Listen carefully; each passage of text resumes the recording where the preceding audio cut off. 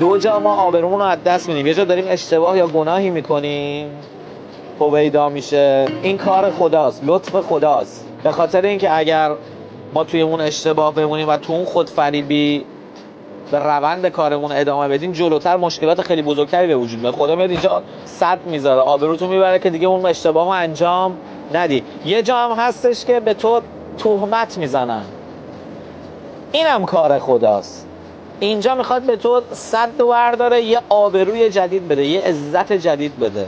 تو جفتش اینجوریه. وقتی به معصومیتتون حمله میکنن، شما رو توی شرایطی قرار میدن، میگن یه کاریو کردی ولی در صورتی که تو اون کارو انجام ندی، به تو میگن مثلا تو این فلانی اینجوریه در صورتی که تو اونجوری نیستی، قراره یه آبروی جدید به تو داده بشه، یه عزت جدید. عزت همیشه اینجوری داده شده. به خاطر همینه که میگن عزت و ذلت دست تو، ذل من تشا و تو عز من تشا. یعنی هم ذلت هم عزت دست خداست.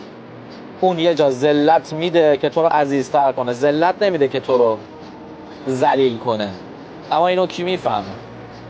آدما معمولا وقتی توی یه ذلتی میرن، تو اون ذلت گیر میکنن، انقدر رنجور میشن، انقدر کینه میگیرن، انقدر نفرت میگیرن از اطرافشون که دیگه حرکت نمیکنن و تو اون ذلت باقی میمونن. بهتره بدونید که اون ذلت رو خدا داده تا یه پرواز جدید بکنید. پرواز جدید.